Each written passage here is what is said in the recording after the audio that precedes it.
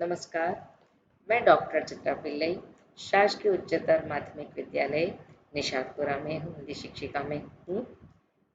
बच्चों, जैसा कि आप जानते हैं कि हमारा देश 200 वर्ष तक अंग्रेजों का गुलाम था। उनका मुख्य देश हमारे देश की भाषा व संस्कृति को बदलना तथा अपनी भाषा अंग्रेजी का प्रचार प्रसार करना। बच्चों, आज हम अपनी कक्षा में कक्षा 10वीं का पाठ नीति धारा के नीति अष्टक अंश को पढ़ने जा रहे हैं। यह कविता भारतेंदु हरिश्चंद्र जी द्वारा रचित है। बच्चों, आपने यह कविता पूर्व में भी कभी पढ़ी होगी, किंतु आज हम यह कविता दोहे शैली में पढ़ने वाले हैं। उन्होंने 8 नीति अष्टक लिखे हैं, जिनके माध्यम से हम नीति की बातें अर्थात वे बातें जो हमारे जीवन मार्ग को प्रशस्त करती है और हमारे जीवन के लिए बहुत ही आवश्यक है, उन्हें हम इन कविताओं के माध्यम से पढ़ें। बच्चों, हमारे देश में अंग्रेजी भाषा व अंग्रेजी शिक्षा का प्रचार प्रसार के लिए बहुत प्रयास किए जा रहे थे। भारतेंदु जी ने हमारी अपनी भाषा हिंदी की रक्षा करने एवं भारतेंदु जी ने इसी कार्य को आगे बढ़ाने के लिए बहुत सारी रचनाएं की। आप आधुनिक युग के भारतेंदु हरिश्चंद्र बहुआयामी चित्रकार हैं। उन्होंने नाटक, काव्य, निबंध आदि विधाओं में भी अनेक रचनाएं की। यह समाजोन्मुखी चिंतक कवि हैं, इसलिए उनकी कविताओं में नीति कथन यत्र तत्र सुलभ है। कवि भारतेंदु जी का जीवन परिचय इस प्रकार है। आपका जन्म सन 1950 ईस्वी को काशी में हुआ था। आपने अपनी कुशाग्र बुद्धि व प्रतिभा से मराठी, बांग्ला, उर्दू आदि भाषाओं का अध्ययन किया। आपके द्वारा की गई देश प्रेम, मातृभाषा, हिंदी प्रेम व सेवाओं के कारण आपको भारतेंदु की उपाधि से विभूषित किया गया। सन 1880 ईस्वी में आपको जब विभूषित किया गया, वह दिन आपके लिए अविस्मरणीय रहा। सन 1985 को आप गोलोकवास हो गए। आपकी रचनाएं इस प्रकार हैं। आपने अनेक तरह की रचनाएं की हैं, जिनमें प्रमुख हैं माधुरी प्रेम, प्रेम सरोवर, प्रेम तरंग, प्रेम प्रलाप, भारत दुर्दशा और अंधेरी नगरी आदि। इनमें कुछ नाटक, काव्य व नीति संबंधी रचनाएं भी हैं। बच्चों, इन बिंदुओं को आप बहुत ध्यान से सुनिए और अपनी कॉपी में भी नोट कर सकते हैं।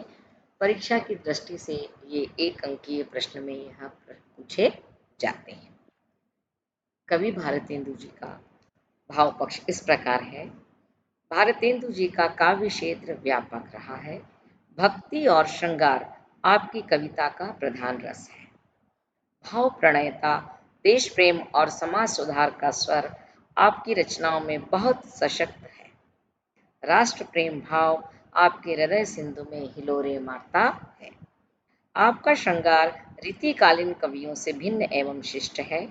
आप पाश्चात्य सभ्यता के अंधानुकरण, हिंदी के प्रति उदासीनता और भारतीय जीवन की बुराइयों के प्रबल विरोधी व देशभक्त कवि हैं। कवि परिचय में हम भारतेंदु हरिश्चंद्र जी की कला पक्ष की बात करते हैं। आपकी रचनाएं छंदबद्ध है। आपकी रचनाएं छंदबद्ध है। छप्पय, दोहा, कुंडलियां, हरिगीतिका आदि अनेक छंदों का प्रयोग आपकी रचनाओं में हुआ है। काव्य भाषा ब्रज है, किंतु शनैः शनैः आपने खड़ी बोली काव्य को भी जन्म दिया है। उसे सजाया और संवारा भी है। लोकोक्तियों और मुहावरों का यथास्थान प्रयोग कर अलंकारिक शैली को भी अपनाया है। साहित्य में स्थान भारतेंदु जी युगांतकारी रचनाकार थे। हिंदी उन्नायकों में आपका स्थान सर्वोच्च है। बच्चों में जीवन परिचय 4 अंक का परीक्षा में अवश्य आता है, तो इस प्रकार से आपको जीवन परिचय के चारों बिंदु याद करना है, जिससे हम परीक्षा में 4 अंक प्राप्त कर सकें। बच्चों, नीति अष्टक पाठ का सारांश इस प्रकार है। भारतेंदु जी ने इन कविताओं में नीति कथन से यहाँ तात्पर्य है कि वे शिक्षापूर्ण बातें जो हमारे जीवन में हमें बहुत उन्नति की ओर ले जाती है तथा दैनिक जीवन में भी इनका बहुत महत्व होता है। कविताओं में नीति कथन यत्र तत्र सर्वत्र सुलभ है। आपने संकलित दोहों में कहा है कि प्रतिष्ठित पद पाने से नहीं मिलती, सम्मान केवल परोपकार करने से ही हमें प्राप्त होता है। एकता का ही सबसे अधिक महत्व है। अपनी भाषा अपना धर्म ही सुख देने वाले हैं। यहाँ का तात्पर्य है कि हमारी अपनी निजी भाषा ही हमें सुख देने वाली है और अपना धर्म से तात्पर्य है कि मानवता ही हमें सुख देने वाली है। भारतवासियों को बैर भाव छोड़ना होगा। योग्यता व अयोग्यता में अंतर स्पष्ट किया गया है। सभी नीति दोहों में सहज उक्तियों का वैभव फैलाया है। नीति अष्टक, पहला अष्टक आपके समक्ष है। दोहे के माध्यम से मान्य योग नहीं हो को रो पद पाए, मान्य योग नरते जे केवल परहित जाए। शब्दार्थ, मान्य योग अर्थात सम्मान के योग, कोरु अर्थात मात्र, परहित दूसरों की भलाई। संदर्भ दिया है। प्रस्तुत दोहा हमारी पाठ्य पुस्तक के पाठ नीति धारा के शीर्षक नीति अष्टक से लिया गया है। इसके कवि भारतेंदु हरिश्चंद्र हैं। बच्चों, संदर्भ बहुत आवश्यक है, 1 अंकी है, इसे याद हमें करना है। प्रसंग, यहाँ पर कवि ने परोपकार करने पर बल दिया गया है। प्रसंग का अर्थ है कि कवि ने प्रमुख बात क्या कही गई है उपरोक्त दोहों में। व्याख्या, कवि कहते हैं कि केवल उच्च पद पा लेने से व्यक्ति सम्मान के योग्य नहीं होता। दूसरों की भलाई करने से ही मनुष्य सम्मान के योग्य होता है। विशेष, भाषा सरल, सहज एवं प्रवाहमयी है। ब्रज भाषा का प्रयोग किया गया है। रचना प्रसाद गुण से भरपूर है और दोहे छंद का प्रयोग है। प्रसाद गुण अर्थात सीधी सादी भाषा आसानी से समझ में आ सकती है। दोहे छंद का प्रयोग किया गया है। अष्टक दूसरा, बिना एक जिय के भय, चली है अब नहीं काम, तासो कोरो ज्ञान तजी, उठऊ छोड़ी बिस। शब्दार्थ, जिय मतलब हृदय जिए, तजी यानी त्याग कर, विश्राम यानी आराम। संदर्भ दिया है। प्रस्तुत दोहा हमारी पाठ्य पुस्तक के पाठ नीति धारा के शीर्षक नीति अष्टक से लिया गया है। इसके कवि भारतेंदु हरिश्चंद्र हैं। प्रसंग, पारस्परिक एकता पर बल दिया गया है। प्रसंग हम पुनः पढ़ेंगे। पारस्परिक एकता पर बल दिया है। व्याख्या, सभी भारतवासियों के हृदय एक हुए बिना अब काम नहीं चल सकेगा। भारतेंदु जी कहते हैं सभी भारतवासियों से कि सभी भारतवासियों के हृदय जब तक एक नहीं होंगे तब तक काम नहीं चलेगा। इसलिए कोरी ज्ञान की बातों को छोड़कर और विश्राम को छोड़कर हमें राष्ट्रीय एकता के लिए उठ खड़े होना चाहिए। अर्थात हम भारतवासी सभी एक होकर अपने देश को आज़ादी दिलाएं। भाषा बहुत सरल, सहज, प्रवाहमयी है। भाषा ब्रिज भाषा का प्रयोग किया गया है। रचना प्रसाद गुण से भरपूर। छंद दोहा।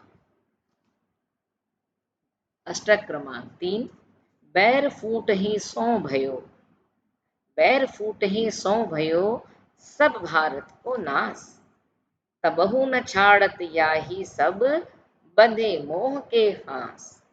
शब्दार्थ, बैर मने शत्रुता, नाश मने विनाश और फांस मने फंदा। संदर्भ पूर्व के अनुसार ये प्रस्तुत दोहा हमारी पाठ्य पुस्तक के पाठ नीति धारा के शीर्षक नीति अष्टक से लिया गया है।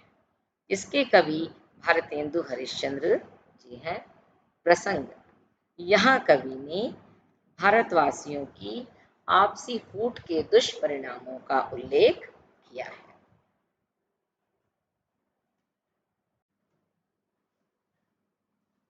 व्याख्या। भारत का विनाश आपसी शत्रुता और फूट के कारण ही हुआ है। ये बहुत सभी हमारे इतिहासकारों ने भी यही बताया गया है, हमारे पूर्वजों के द्वारा भी ये हमें पता है कि हरिश्चंद्र जी कहते हैं कि हमारे भारत का विनाश आपसी शत्रुता और फूट के कारण ही हुआ है। तब भी सभी लोग स्वार्थ के फंदे में बंधे हैं, आपसी शत्रुता और फूट की भावना को नहीं त्याग रहे हैं। हमें इन सभी आपसी झगड़ों को छोड़ देना चाहिए, यही उनका संदेश है। विशेष भाषा सरल, सहज एवं प्रवाहमयी। भाषा ब्रज भाषा का प्रयोग है। रचना प्रसाद गुण से भरपूर है और दोहे छंद का प्रयोग किया गया है। अष्टक चौथा। कोरी बातन काम कछु चलहि नाहिन मीत, तासो उठी के करहूं बेग परस्पर प्रीत। कठिन शब्द। मीत अर्थात मित्र, बेग यानी शीघ्र, प्रीत यानी प्रेम। संदर्भ। बच्चों में आपको बार बार संदर्भ इसलिए दोहरा रही हूँ कि आपको यह संदर्भ याद हो जाए। संदर्भ है प्रस्तुत दोहा हमारी पाठ्य पुस्तक के पाठ नीति धारा के शीर्षक नीति अष्टक से लिया गया है। इसके कवि भारतेंदु हरिश्चंद्र जी हैं। प्रसंग आपसी प्रेम भावना पर भारतेंदु जी ने बल दिया है। व्याख्या। वे कहते हैं कि केवल बातें करने से काम नहीं चलेगा, इसलिए सभी तुरंत उठ खड़े हो और आपस में मिलकर प्रेम भाव में बंध जाएं। उनका कथन है कि इसलिए उठो, शीघ्र आपस में प्रीति करो, हिल मिलकर रहने का प्रयास करो। विशेष भाषा सरल, सहज एवं प्रवाहमयी है। भाषा ब्रजभाषा है। रचना प्रसाद गुण से भरपूर है और दोहे छंद का इसमें प्रयोग किया गया है। अष्टक क्रमांक 5। निज भाषा निज धर्म, निज मान कर्म व्यवहार, सबे बड़ा बहु बेग मिले, कहत पुकार पुकार। शब्दार्थ। निज अर्थात अपनी, कर्म अर्थात कर्म, व्यवहार अर्थात व्यवहार। संदर्भ। प्रस्तुत दोहा हमारी पाठ्य पुस्तक के पाठ नीति धारा के शीर्षक नीति अष्टक से लिया गया है। इसके कवि भारतेंदु हरिश्चंद्र जी हैं। प्रसंग इस प्रकार है। कवि ने यहाँ अपनी भाषा, अपने धर्म, अपने स्वाभिमान को बढ़ाने पर बल दिया है। अपनी भाषा अर्थात हिंदी भाषा, अपने धर्म अर्थात मानव धर्म पर स्वाभिमान को बढ़ाने पर बल दिया गया है। व्याख्या। कवि कहते हैं कि अपनी भाषा, अपने धर्म और अपने स्वाभिमान तथा अपने कर्म और व्यवहार का सभी मिलकर विकास करो। यही विकास हम सभी को सुख प्रदान करने वाले हैं। विशेष भाषा सरल, सहज एवं प्रवाहमयी है। ब्रज भाषा का प्रयोग किया गया है। रचना प्रसाद गुण से भरपूर है और दोहे छंद का प्रयोग किया गया है। विशेष में कवि द्वारा कहा गया है कि हम सभी शीघ्र मिलकर आगे बढ़ाओ, ये सारी बातें अपनाओ, यही बात पुकार पुकार कर सभी लोग कहो। अष्टक क्रमांक 6। करहु विलंब न भ्रात अब, उठहु मिटावहु सूर, निज भाषा उन्नति करहु, प्रथम जो सबको मूल। शब्दार्थ।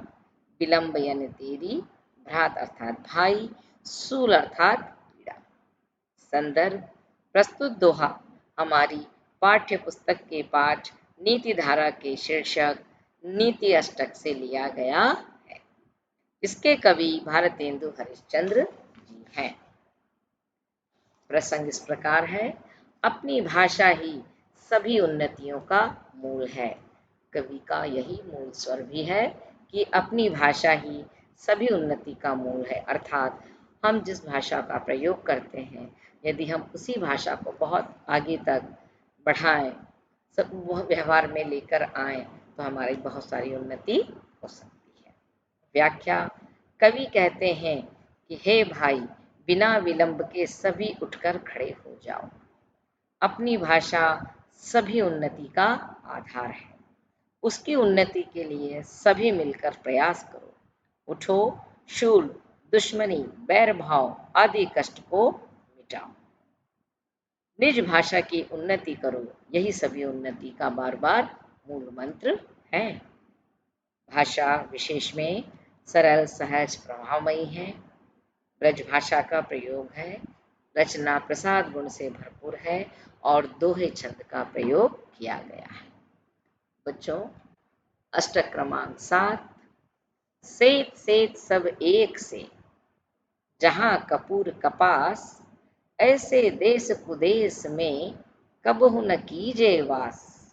यहाँ शब्दार्थ दिया है। सेत का अर्थ है सफेद, कुदेश मने बुरा देश, वास मने निवास। संदर्भ। प्रस्तुत दोहा हमारी पाठ्य पुस्तक के पाठ नीति धारा के शीर्षक नीति अष्टक से लिया गया है। इसके कवि भारतेंदु हरिश्चंद्र जी हैं। प्रसंग। अविवेकी अविवेकी राज्य में रहना उचित नहीं है, ऐसा भारतेंदु जी कहते हैं। व्याख्या कि जिस देश में सफेद रंग के कारण कपूर और कपास दोनों को एक समान मान लिया जाता है, उस देश में कभी भी निवास नहीं करना चाहिए। उनका कथन है कि जहाँ आपके विवेक ज्ञान को समझने व परखने वाला कोई नहीं हो, हमें उस देश में निवास नहीं करना चाहिए। विशेष। भाषा सरल, सहज एवं प्रवाहमयी है। ब्रज भाषा का भी प्रयोग किया गया है। रचना प्रसाद गुण से भरपूर है और दोहे छंद का प्रयोग है। अंतिम अष्टक। कोकिल वायस एक सम, कोकिल वायस एक सम, पंडित मूरख एक, इंद्रायन दाड़िम विषय, जहाँ अनेक विवेक। शब्दार्थ। वायस का अर्थ है कौवा, दाड़िम का अर्थ है अनार। संदर्भ। प्रस्तुत दोहा हमारी पाठ्य पुस्तक के पाठ नीति धारा के शीर्षक नीति अष्टक से लिया गया है। इसके कवि भारतेंदु हरिश्चंद्र जी हैं। प्रसंग। इन पदों में विवेक के महत्व को बताया गया है। व्याख्या। कविवर भारतेंदु जी कहते हैं कि जिस देश में कोयल और कौवा तथा ज्ञानी और मूर्ख को समान समझा जाता हो, जहाँ पंडित और मूर्ख को भी एक समान समझा जाता हो, ऐसी जगह सुख समृद्धि नहीं रह पाती। इसलिए वहां पर विवेक होना आवश्यक है। उचित अनुचित का भेद न किया जाता हो, उस देश में रहना उचित नहीं है। इसलिए ऐसी जगह सुख समृद्धि भी नहीं रह पाती है। अर्थात कवि का आशय यह है कि जहाँ पर हमारे समुचित ज्ञान का सही आकलन होता है, हमें उसी देश में रहना चाहिए। विशेष। भाषा सरल, सहज एवं प्रवाहमयी है। ब्रज भाषा का प्रयोग है तथा रचना प्रसाद गुण से भरपूर है और दोहे छंद का प्रयोग किया गया है। बच्चों, अभी हमने पूरे 8 अष्टक पढ़े हैं। प्रत्येक अष्टक में नीति संबंधी बातें हैं। अंत में अष्टक के बारे में मैं आपको पुनः एक बार सारांश दोहराना चाहती हूँ कि कविताओं में नीति कथन यत्र तत्र सर्वत्र सुलभ है, ये तो आप जान ही गए हैं। संकलित दोहों में हमें यह कहा गया है कि प्रतिष्ठित पद पाने से नहीं मिलती, केवल हमें प्रतिष्ठा सम्मान करने से, परोपकार करने से ही प्राप्त होती है और हमें यही सब एकता का ही महत्व सिखाती है। हमें अपनी भाषा, अपना धर्म ही सुख देने वाले होते हैं तथा भारतवासियों को बैर भाव छोड़ना होगा। 7वें अष्टक में दिया गया है कि योग्यता व अयोग्यता में उन्होंने अंतर स्पष्ट किया है कि जहाँ पर हमारी योग्यता का आकलन ना हो वहाँ हमें नहीं रहना चाहिए। भारतेंदु जी ने सभी नीति दोहों में सहज उक्तियों का वैभव फैलाया है। बच्चों, निश्चित है आपको ये नीति अष्टक पाठ समझ में आया है। आइए हम कुछ महत्वपूर्ण वस्तुनिष्ठ प्रश्नों पर हम चर्चा करते हैं। आप अपनी कॉपी में इन्हें जरूर नोट कीजिए। प्रश्न पहला, वस्तुनिष्ठ प्रश्न, 1 अंकीय प्रश्न है, परीक्षा में ये पूछे जाते हैं। प्रश्न क्रमांक 1, सत्य असत्य लिखिए। क, संपत्ति के बढ़ने पर अभिमान हमें करना चाहिए। उत्तर है असत्य, हमें अभिमान नहीं करना चाहिए। कठिन से कठिन काम एकता में संभव है। सत्य, परोपकार करने पर हमें सम्मान मिलता है। सत्य, यदि हम परोपकार करते हैं तो आप देखिए आपको सम्मान अवश्य मिलता है। परोपकार का अर्थ होता है दूसरों की भलाई करना। घ नंबर का प्रश्न है, अपने द्वारा किए गए काम का ढिंढोरा पीटना चाहिए। बच्चों, यदि आपने कोई काम किया है तो क्या आपको काम का ढिंढोरा पीटना चाहिए? नहीं, असत्य। इनका प्रश्न है, भारत का नाश बैर के कारण हुआ था।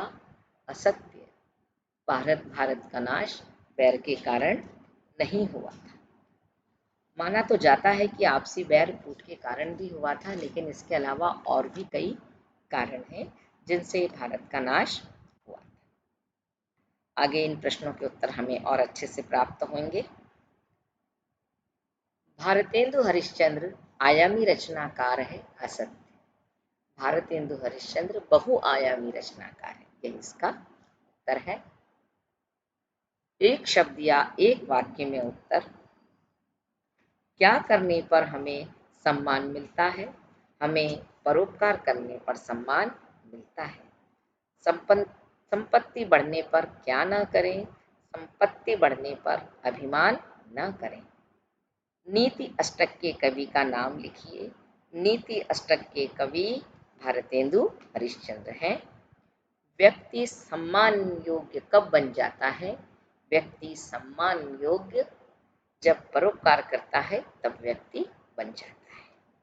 भारतेंदु के अनुसार भारत की दुर्दशा का प्रमुख कारण क्या था? भारतेंदु जी के अनुसार भारत की दुर्दशा का प्रमुख कारण अपने निज भाषा का प्रयोग न करना भी था, और भी कई इसमें हम कारण हैं। अन्य प्रश्नों के आगे हम उत्तरों में पढ़ेंगे। बच्चों, कुछ आपके लिए ये महत्वपूर्ण प्रश्न एक बार हम पुनः आपके समक्ष पढ़ रहे हैं।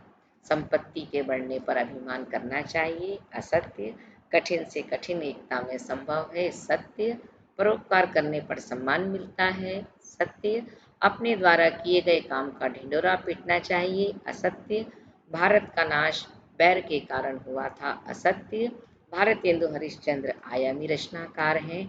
असत्य। एक वाक्य में उत्तर हम पुनः पुनरावृत्ति में पढ़ेंगे। क्या करने पर सम्मान मिलता है? परोपकार करने पर सम्मान मिलता है। संपत्ति बढ़ने पर क्या ना करें? संपत्ति बढ़ने पर अभिमान ना करें। नीति अष्टक के कवि का नाम लिखिए। नीति अष्टक के कवि हैं भारतेंदु हरिश्चंद्र। व्यक्ति सम्मान के योग्य कब बन जाता है? जब वह परोपकार करता है। भारतेंदु जी के अनुसार भारत की दुर्दशा का प्रमुख कारण क्या है? अपनी भाषा को सम्मान न देना, यही उनका प्रमुख कारण रहा है। बच्चों, गृह कार्य हेतु ये आपके समक्ष कुछ प्रश्न दिए गए हैं कि भारतेंदु जी ने कोरे ज्ञान का परित्याग करने की सलाह क्यों दी गई है? क्योंकि कोरे ज्ञान से ही हम सम्मान नहीं पाते, बल्कि हम कोरा पद भी नहीं पाते। जब हम परोपकार की भावना मन में रखते हैं, परोपकार के कार्य करते हैं, तभी हमें सम्मान प्राप्त होता है। इसलिए वह कोरे ज्ञान को परित्याग करने के लिए कहते हैं। सम्मानीय होने के लिए हमें किन गुणों का होना आवश्यक है? बच्चों, इतना तो आप जान ही गए हैं कि सम्मानीय होने के लिए बहुत सारे गुण हमारे में होना आवश्यक है। जैसे हमें पैर भाव को छोड़ना है ना? सभी को समान रूप से अपनाना है, आलस का त्याग करना है, अपनी भाषा से हमें स्नेह करना है, अपने मानव धर्म को अपनाना है। बहुत सारे गुणों का होना बहुत ही आवश्यक है। उठहु छोड़ी विश्राम का आशय स्पष्ट कीजिए। कवि कहते हैं कि हमें विश्राम अर्थात आराम को छोड़ देना चाहिए और राष्ट्र सेवा में लग जाना चाहिए। बच्चों, ये कविता उस समय लिखी गई थी जब हमारा देश अंग्रेजों के गुलाम था। भाषा संबंधी दोहे के माध्यम से भारतेंदु जी ने क्या संदेश देना चाहते हैं? बच्चों, मैंने अभी आपको पूरे 8 अष्टक पढ़ाए हैं। उन सभी के प्रसंग और उन सभी की शिक्षाओं को आप इस प्रश्न के उत्तर में लिख सकते हैं। भारतेंदु हरिश्चंद्र जी की काव्य प्रतिभा पर संक्षिप्त प्रकाश डालिए। बच्चों, यह प्रश्न जीवन परिचय के उत्तर पर भी आधारित है। यदि परीक्षा में यह प्रश्न आता है तो हम भारतेंदु जी का जीवन परिचय भी इसमें लिख सकते हैं कि उन्होंने किस प्रकार से अपनी काव्य प्रतिभा अर्थात उनका भाव्य पक्ष क्या रहा और काव्य पक्ष क्या रहा। यदि हम इन दोनों का वर्णन भी इस प्रश्न के उत्तर में करते हैं तो हमें 3 अंक की प्राप्ति हो सकती है। तो बच्चों, आपने ये गृह कार्य जरूर नोट कर लिया होगा। एक गृह कार्य और है, इसे भी आप नोट अवश्य कीजिए। यह 4 अंकीय प्रश्न परीक्षा में आता है। निम्नलिखित पंक्तियों की या निम्नलिखित पद्यांशों की सप्रसंग व्याख्या कीजिए।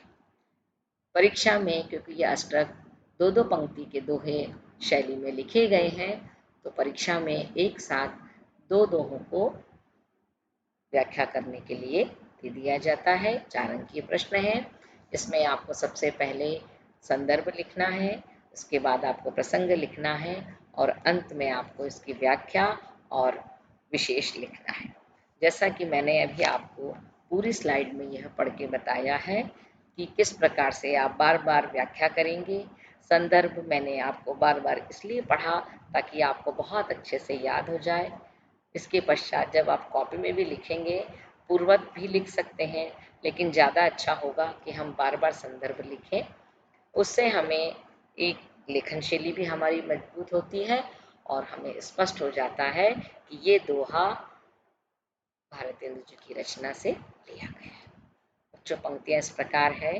मान्य योग नहीं हो को कोरो पद पाए, मान्य योग नर तेजे केवल परहित जाए।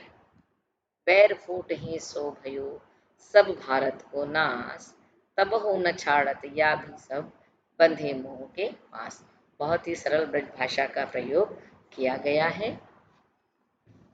बच्चों, आज की कक्षा में हमने नीति अष्टक के नीति दोहों को पढ़ा। आशा है आप सभी को समझ में आ गया होगा। यदि आपको कुछ कठिनाई आती है तो आप अपने विषय शिक्षक की सहायता ले सकते हैं। अब हमारी कक्षा यहीं समाप्त होती है। अगली कक्षा में हम पुनः मिलेंगे इसी आशा के साथ। धन्यवाद।